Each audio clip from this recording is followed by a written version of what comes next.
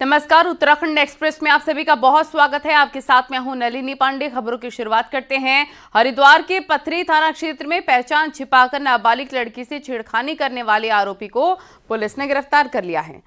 आरोपी लड़के को हिंदुवादी संगठन के कार्यकर्ताओं ने लड़की के साथ सड़क पर छेड़खानी करते हुए पकड़ा। वहीं जब आरोपी से उसका नाम पूछा गया तो उसने अपना नाम उदय चौहान बताया, जबकि आरोपी के आधार कार्ड में नाम मुसव्वर अली था। जिसके बाद लड़की की शिकायत पर पुलिस ने आरोपी को गिरफ्तार कर लिया है। करने के खेत में एक व्यक्ति एक लड़की को जबरदस्ती खींच रहा है और उसके साथ अभद्रता कर रहा है, अश्लील हरकतें कर रहा है। उस व्यक्ति से नाम पूछा तो उसने अपना नाम उदय चौहान बताया। जब उसने अपना नाम उदय चौहान बताया तो सबके आधार पर हमने उसकी जो जेब थी वो चेक की, जिसमें उसका आधार कार्ड निकला। आधार कार्ड में उसका नाम मुसव्वर अली था। ये थाना पथरी में छेड़छाड़ का मुकदमा दर्ज हुआ है। इसमें हम लोगों द्वारा तत्काल अभियोग पंजीकृत किया गया तथा इसमें कार्रवाई अमल में ली गई है और इसमें जो भी हमारे आगे की कार्रवाई है वो हम लोग करेंगे। और रुद्रप्रयाग के फाटा में पुलिस ने एक फर्जी जज को गिरफ्तार किया। बताया जा रहा है कि फाटा के पास जब पुलिस ने एक लाल बत्ती लगी गाड़ी को रोका और पूछताछ की तो गाड़ी सवार अपने आप को जज बताकर रौब दिखाने लग गया। लेकिन जब पुलिस को शक हुआ तो पुलिस ने सख्ती से पूछताछ की। गाड़ी सवार फर्जी जज निकला, जिसके बाद पुलिस ने फर्जी जज के साथ एक महिला को भी गिरफ्तार कर लिया है। आरोपी यूपी के अलीगढ़ का बताया जा रहा है, जो अपनी पत्नी के साथ केदारनाथ दर्शन के लिए आया था।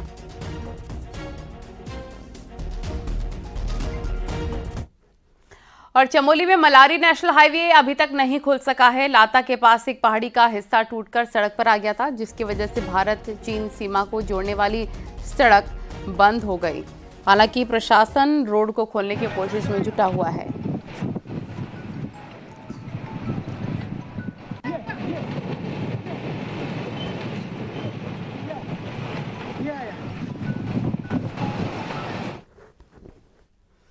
और मसूरी कैम्पटी रोड पर 0 पॉइंट के पास एक कार बेकाबू होकर खाई में जा गिरी। हादसे में 4 लड़के घायल हो गए हैं। बताया जा रहा है कि दिल्ली से मसूरी घूमने आए 4 पर्यटकों की कार 0 पॉइंट पर बेकाबू हो गई और खाई में जा गिरी, जिसकी सूचना फौरन पुलिस को दी गई। इसके बाद मौके पर पहुंची पुलिस फायर ब्रिगेड की टीम ने रेस्क्यू करके चारों घायलों को खाई से बाहर निकाला है और अस्पताल पहुंचाया है।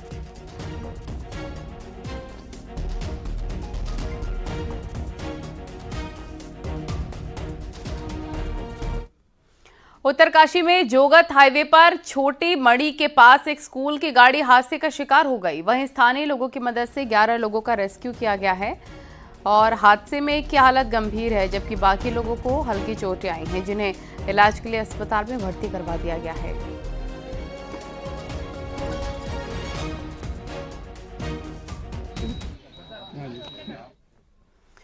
और लापरवाही से बाइक चलाने का नतीजा कितना ज्यादा गंभीर हो सकता है, ये रुद्रपुर के सिविल लाइन रोड पर हुए रोड एक्सीडेंट में दिखाई दिया है, जिसका वीडियो वायरल हो रहा है। वीडियो में साफ दिखाई दे रहा है, जिसमें 15 सितंबर की शाम को 2 लड़के रॉन्ग साइड से आकर लड़की को जबरदस्त टक्कर मारते हैं, जिसमें लड़की गंभीर रूप से घायल हो गई।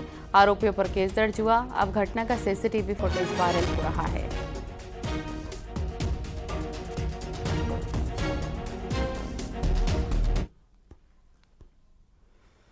बद्रीनाथ धाम में एक आकृति आज चर्चाओं का विषय रही। देर शाम को नीलकंठ पर्वत के ठीक ऊपर भोलेनाथ के स्वरूप जैसी आकृति नजर आई, जिसकी तस्वीरें सोशल मीडिया पर वायरल हो रखी हैं। लोगों का कहना है कि साक्षात भोले शंकर ने बद्री वासियों को दर्शन दिए हैं, तो वहीं कुछ लोगों का कहना है कि देर शाम को बादल की छाया से इस तरीके से आकृति बनी, जो ओम और महादेव की छवि जैसी दिखाई दे रही है।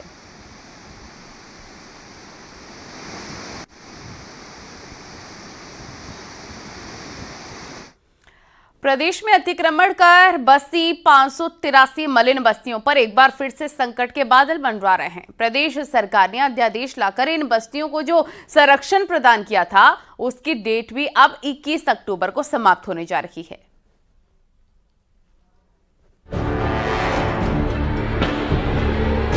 उत्तराखंड में 583 मलिन बस्तियां हैं, जो सरकारी जमीन पर अतिक्रमण कर बसाई गई हैं। साल 2018 में हाईकोर्ट ने सरकार को इन बस्तियों को हटाने का निर्देश दिया था। तब सरकार ने अध्यादेश लाकर 3 साल यानी 2021 तक बस्तियों को राहत दे दी थी। और ये तय किया गया था कि इस बीच बस्तियों का नियमितीकरण कर दिया जाएगा, लेकिन ऐसा कुछ भी नहीं हुआ। लिहाजा सरकार 2021 में एक बार फिर अगले 3 साल के लिए अध्यादेश लेकर आई। अब इसकी भी तारीख 21 अक्टूबर को समाप्त होने जा रही है। बीजेपी के विधायक खजान दास का कहना है कि सरकार को जल्द ही अध्यादेश लाकर मलिन बस्तियों को बचाना चाहिए। तो वहीं विधायक विनोद चमोली का कहना है कि अध्यादेश लाना कोई समाधान नहीं है, बस्तियों का जल्द ही नियमितीकरण किया जाना चाहिए। सरकार को काम करना चाहिए था, वो अभी तक नहीं हुआ, क्योंकि मलिन बस्तियों को बसाने का विचार हम ही लोगों ने किया, चाहे कोई भी किसी भी दल का नेता हो। जब लोग बस गए हैं तो उजाड़ने का चिंता उनको है, मलिन बस्ती वालों को ये नहीं होनी चाहिए। और हम लोगों ने ये तय किया है कि इनका नियमितीकरण होना चाहिए। उसके लिए एक ही रास्ता हमारे पास बचता है, या तो इनके नियमितीकरण का रास्ता निकले और फिर अध्यादेश फिर से लाकर इनको बचाने का प्रयास किया जाए। लेकिन इसमें ये विषय बड़ा गंभीर है कि कब तक हम अध्यादेश लाकर इनको बचाते रहेंगे। आखिर कभी न कभी तो समस्या का समाधान चाहिए, तो इनको नियमितीकरण के लिए इनको आगे बढ़ने की आवश्यकता है। उधर शहरी विकास मंत्री प्रेमचंद अग्रवाल का कहना है कि मामला सरकार के संज्ञान में है, सभी पहलुओं पर विचार कर कोई न कोई समाधान निकाला जाएगा। ये भी हमें जानकारी है कि 21 अक्टूबर तक वो समय सीमा है, तो अभी इस पे हम लोग बैठ के बातचीत करेंगे, क्या रास्ता निकल सकता है, क्योंकि बड़ी संख्या है और सरकार हमेशा, आप जानते ही हैं कि जनहित पे निर्णय हमेशा लेती रही है। इन 583 मलिन बस्तियों को बचाने का 21 अक्टूबर से पहले फिलहाल एक ही विकल्प है, और वह विकल्प है अध्यादेश। यानी कि सरकार को मलिन बस्तियों को लेकर 21 अक्टूबर से पहले तीसरी बार अध्यादेश लाना होगा, वरना इन बस्तियों में रह रहे हजारों परिवारों पर छत छिनने का खतरा मंडराता रहेगा। न्यूज़ 18 के लिए देहरादून से सुनील नौप्रभात की रिपोर्ट।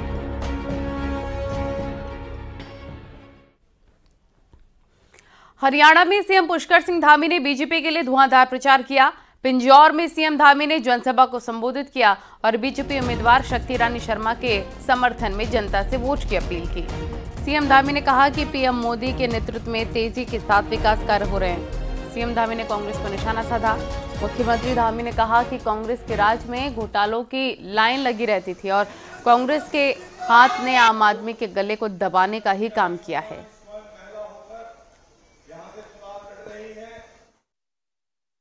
हरियाणा को फिर से जातिवाद, भ्रष्टाचार और परिवारवाद के उसी दलदल में धकेलना चाहती है जिससे हरियाणा ने 10 साल पहले मुक्ति पाई थी।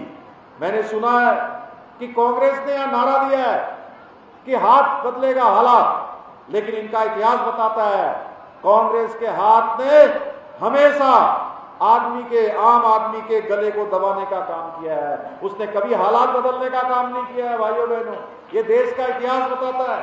आपको याद होगा 2014 से पहले इस हरियाणा में हुड्डा जी की सरकार होती थी, वो किस प्रकार भ्रष्टाचार करती थी, घोटालों की लाइन लगी रहती थी, आए दिन कोई न कोई घोटाला सामने आता था।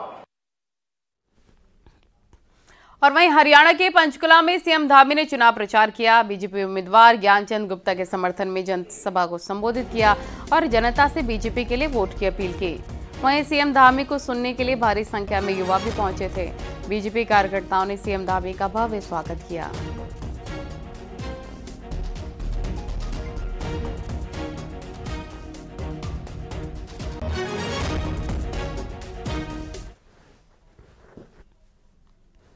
निकाय चुनाव में ओबीसी आरक्षण के लिए प्रवर समिति का गठन किया गया है, जिसकी दूसरी बैठक मंगलवार को होगी।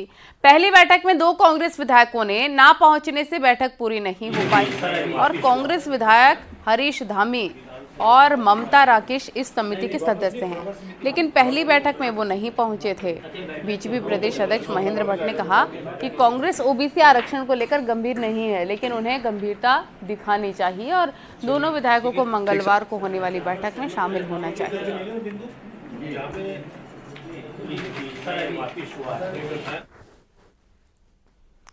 न्यूज़ 18 ने खबर दिखाई थी कि बीजेपी के सदस्यता अभियान में उसके विधायक ही रुचि नहीं ले रहे हैं। कुछ यही हाल विधानसभा क्षेत्रों में भी नजर आ रहा है, जहां बीजेपी अपने तय टारगेट के अनुरूप 25% मेंबर भी नहीं बना पाई है। देखिए रिपोर्ट।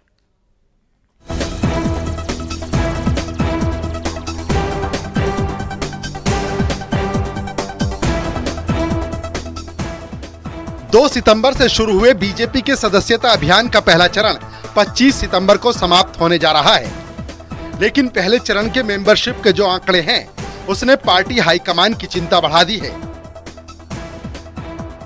न्यूज 18 के पास मौजूद बीजेपी का एक्सक्लूसिव ऑफिशियल डाटा बता रहा है कि मेंबरशिप के तय टारगेट को पूरा करने में उसके विधायकों और पदाधिकारियों के पसीने छूट रहे हैं।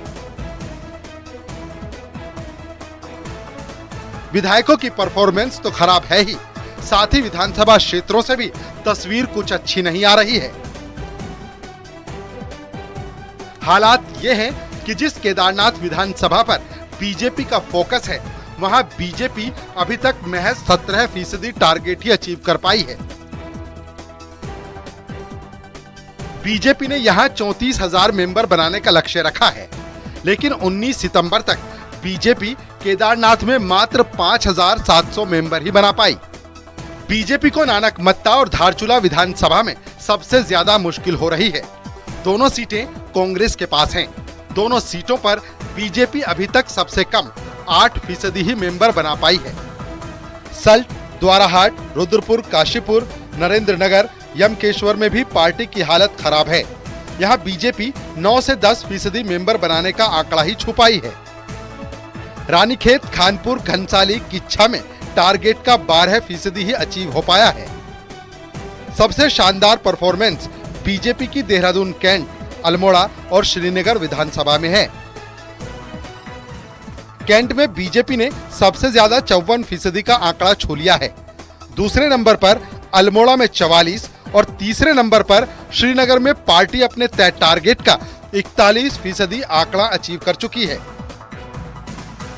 सभी से बातचीत लगातार हो रही है और विधायक भी पार्टी के कार्यकर्ता हैं, लेकिन जैसा कि कुछ विधायक हमारे जम्मू कश्मीर के चुनाव में लगे हैं, कुछ विधायकगण हमारे हरियाणा के चुनाव में लगे हुए हैं, तो वहां से वो कुछ प्रयास भी कर रहे हैं। इसके कारण जो कुछ दिख रहा है कि कुछ विधायक अपने लक्ष्य से काफी दूर हैं। सूत्रों की माने तो पार्टी नेताओं की इस परफॉर्मेंस से बीजेपी आलाकमान खुश नहीं है, लिहाजा अब इसमें रणनीतिक बदलाव किया जा रहा है। 25 सितंबर से दूसरे फेज की शुरुआत अब महाअभियान के रूप में की जा रही है। इस दिन हर बूथ पर एक पदाधिकारी की ड्यूटी लगा दी गई है और टारगेट दिया गया है एक दिन में कम से कम 100 मेंबर बनाने का। महाअभियान के दिन सभी को अपने बूथों पर रहना है। कुछ कार्यकर्ताओं को बूथ आवंटित किए गए हैं। उस बूथ पर रहकर के कम से कम 100 सदस्य हर बूथ पर बनाने हैं और इस प्रकार से लगभग 2,51,000 सदस्य हम लोग उस दिन बनाएंगे। पार्टी के इस अभियान को सबसे बड़ा झटका केदारनाथ में लगा है। यहाँ प्रस्तावित उपचुनाव के मद्देनजर भी सदस्यता अभियान को विशेष फोकस पर रखा गया था, लेकिन मेंबरशिप के आंकड़ों ने जो तस्वीर पेश की उससे पार्टी खुश नहीं है।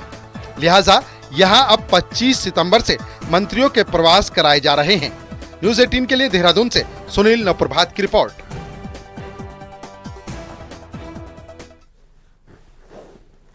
विधानसभा चुनाव में अभी करीब 2 साल हैं, तो कांग्रेस के सीनियर नेता जनता के मुद्दे उठाने के साथ कार्यकर्ताओं को एक्टिव करने का प्लान बना रहे हैं ताकि 2027 के लिए अभी से जमीन तैयार की जा सके।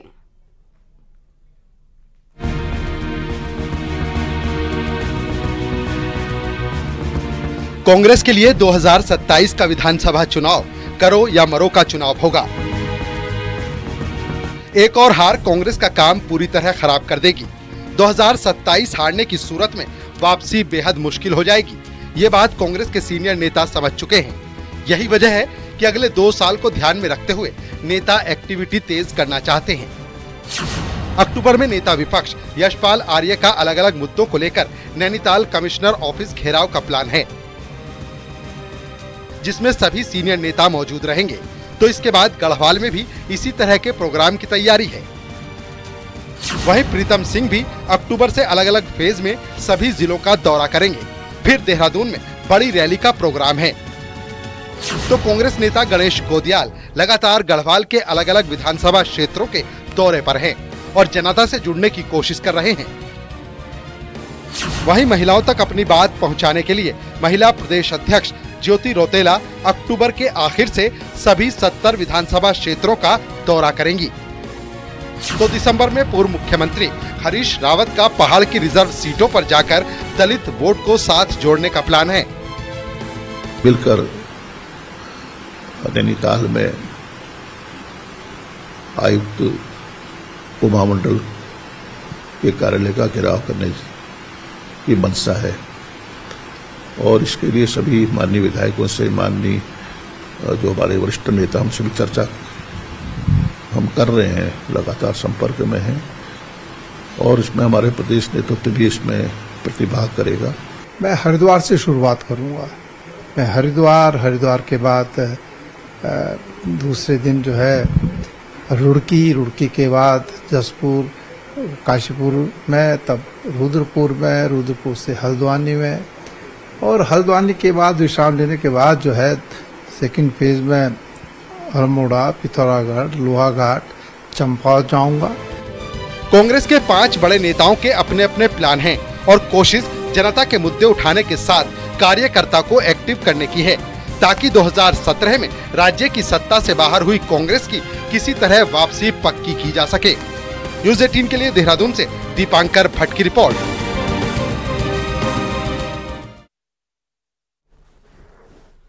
खाद्य मंत्री रेखा आर्य ने विभागीय अधिकारियों के साथ राज्य और केंद्र पोषित योजनाओं की समीक्षा की है। जिन योजनाओं में ढिलाई बरती गई उस पर अधिकारियों ने नाराजगी भी जताई है। उत्तराखंड के 1,84,000 अंत्योदय कार्ड धारकों को राज्य सरकार साल में 3 बार फ्री गैस रिफिलिंग देती है। इसको लेकर अभी तक बजट रिलीज नहीं किया गया। इस बात पर मंत्री ने कड़ी नाराजगी जताई और जल्द फाइल को तैयार करने के निर्देश दिए ताकि 25 सितंबर को होने वाली कैबिनेट में पास किया जा सके।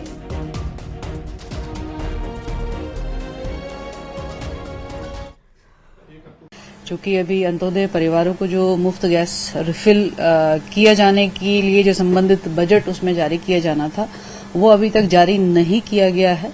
इसको लेकर विभाग से नाराजगी भी व्यक्त की है और चूंकि 25 तारीख की कैबिनेट है तो ये भी निर्देश दिया है कि शीघ्र जो है फाइल की मूवमेंट इतनी तेज की जाए कि हमारी 25 तारीख की कैबिनेट में वह आ सके।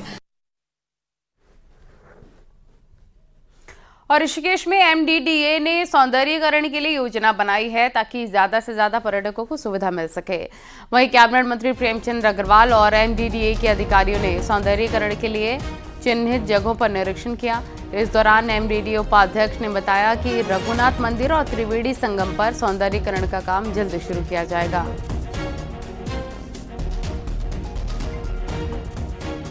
मंदिर का कुंड है, तो कुंड की सीढ़ियां क्षतिग्रस्त हैं और उसकी साफ सफाई करानी है और साथ ही अभी निर्देशित किया गया है कि उसमें पानी की दिक्कत ना हो तो हाइड्रोलॉजी डिपार्टमेंट से हम उसमें डिस्कस करेंगे कि उसमें क्या कर सकते हैं, क्या उसके उपाय किए जाने हैं। साथ ही त्रिवेणी घाट पर सौंदर्यीकरण साथ साथ एक LED स्क्रीन आम लगाएंगे। आपने देखा होगा जहाँ पे डिग्री कॉलेज है उसके बगल में 1,27,00,000 से मोक्ष धाम का निर्माण मेरे शहरी विकास के द्वारा हो रहा है, जहाँ की बड़ी आवश्यकता थी। और उसके बगल में एक पार्क है सड़क पे, उसको डेवलप करने के लिए आज हमने निरीक्षण। बागेश्वर के कपकोट में अवैध खनन पर हाईकोर्ट की रोक रहेगी। आज सुनवाई के बाद कोर्ट ने state environmental impact assessment authority को 4 हफ्तों में जवाब फाइनल करने को आदेश दिया है। हाईकोर्ट ने पूर्व में इस मामले की सुनवाई की थी, जिसके बाद मामला सुप्रीम कोर्ट पहुंचा था। अब सुप्रीम कोर्ट ने फिर मामले को सुनवाई के लिए हाईकोर्ट भेजा है।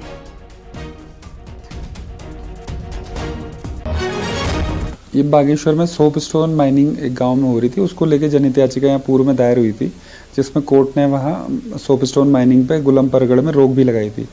और इस प्रकरण में कोर्ट ने पूर्व में कोर्ट कमीशन करा के इंस्पेक्शन रिपोर्ट के आधार पर प्रकरण ये कह के निस्तारित कर दिया था कि जो state environment impact assessment authority है सिया, वो इसमें निर्णय ले ले।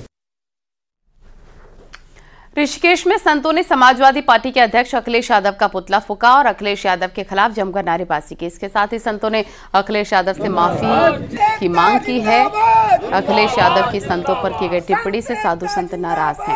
जिंदाबाद जिंदाबाद जिंदाबाद, जो नहीं है साथ में चूड़ी पहन।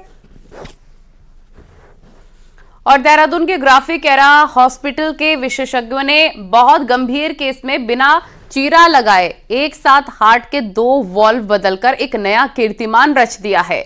ग्राफिक एरा हॉस्पिटल के कैथ लैब के निदेशक और हृदय रोग विभाग अध्यक्ष डॉक्टर राज प्रताप सिंह ने बताया कि 70 वर्ष के एक पूर्व सैनिक के हृदय के 2 वॉल्व बिना चीरा लगाए एक साथ बदले गए हैं।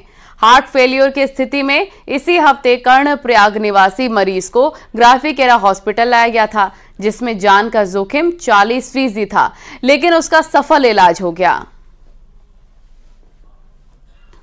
सिंगल वेल रिप्लेसमेंट्स हैं सर, वो तो हो रहे हैं, पर जैसे ये एक ही सिंगल सेटिंग में डबल वेल रिप्लेसमेंट जो हुआ है, ये उत्तराखंड और आसपास के राज्यों में पहली बार हुआ है। ठीक, मेडिकल टीम का एक्सपीरियंस कैसा रहा आजकल? बहुत अच्छा रहा, क्योंकि हमारा पेशेंट इम्प्रूव होके गया। सबसे अच्छी बात ये कि वो हाई रिस्क पेशेंट था, जिसके लिए और कोई बहुत अच्छे वाजिब ऑप्शंस नहीं थे विदाउट रिस्क। तो